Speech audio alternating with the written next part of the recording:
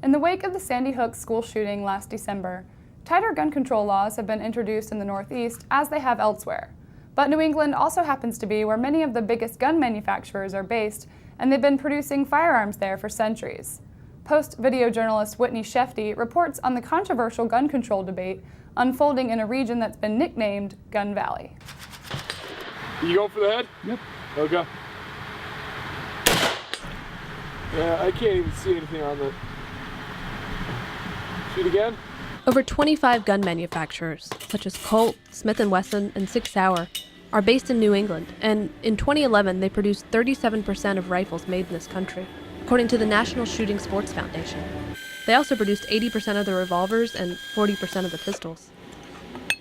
The presence of some of these manufacturers in the Northeast stretches back hundreds of years. Well, New England has always been referred to as Gun Valley.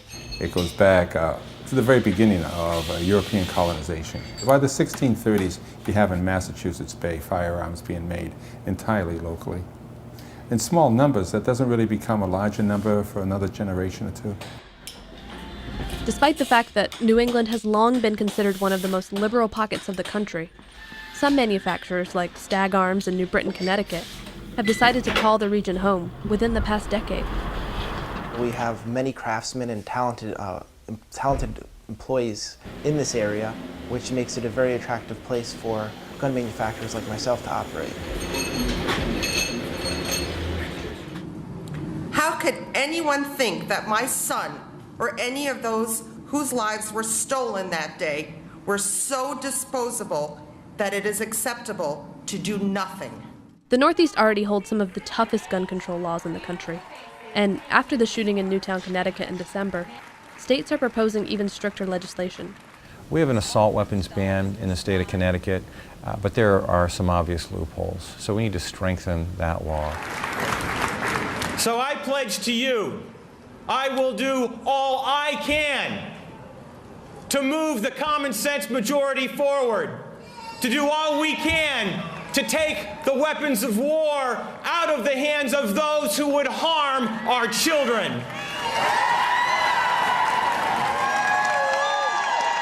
The whole idea that we become a society armed to the teeth, that we as Americans should relate to each other in the future, not in the cooperative manner of the past, but as gun-toting folks ready to draw and fire at each other when we feel threatened in some way, I think is anti-American, and it goes against the best traditions of any civilized society.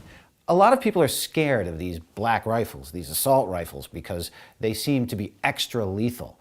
Anybody who actually knows anything about firearms, who's fired these guns and compared them, knows that that's not particularly true. That these assault rifles are simply great rifles. They're good for target shooting, for hunting, for self-defense. They are the evolution of the rifle. They're the modern sporting rifle. To say that we should take them away from law-abiding citizens is A, to disrespect those citizens and their rights, but B, it's ineffective. It's not going to accomplish the goal of limiting criminality or spree killing. You're going to draw your pistol and you're going to start scanning. When you get out where you can see the target, remember, if it's a white hat, it's an engaged target, fire at it. Some people in this debate talk about a greater need for mandated firearms training. Sig Sauer, a gun manufacturing company based in New Hampshire, has a training division of the company called Sig Sauer Academy.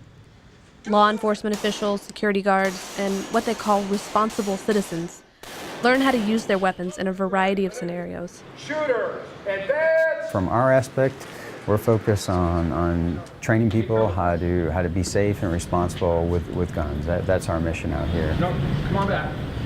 As far as, are there people out there who just mean to do harm? I think that's the reality of the world that we live in. We have certain rights in the United States to protect ourselves and protect our family, more importantly, in a lot of cases. And that's a very important, passionate part of being a U.S. citizen. We have that right and that ability, and people want to take advantage of it. And when folks start talking about legislation, that concerns people, and they get worried. Robert Farrago, publisher of the blog The Truth About Guns, is one of those people who is worried. He He lives in Providence, Rhode Island, and he's a Second Amendment absolutist who believes that gun control laws are unconstitutional. It's not a question of what the government should let people do. People have the right to defend themselves by force of arms. Now, what gun they choose is up to them. Look at the team of security you got. And you're an advocate for gun control? 1, 2, 3, 4, 5. Good. Virago is considering moving to a more gun-friendly state. Maybe Texas, he says. Texas. Told you Texas had two. Big Bend and... Right. Guadalupe Mountains. It's not so easy to own guns here. There are restrictions on certain types of firearms you can buy and certain equipment you can use with them. It's not so easy to get to a range here. The weather is pretty cold. The taxes are fairly high. So I thought I'd move someplace that was more gun-friendly, a little warmer, and a little friendlier, generally speaking. I've had some pretty nasty encounters with people on the firearms front, and I would prefer not to live someplace where my beliefs are attacked so violently. People be jealous because I have more than six of these. What? Well, because, you know, magazines are hard to get. I got 7 magazines. I've got 12. What?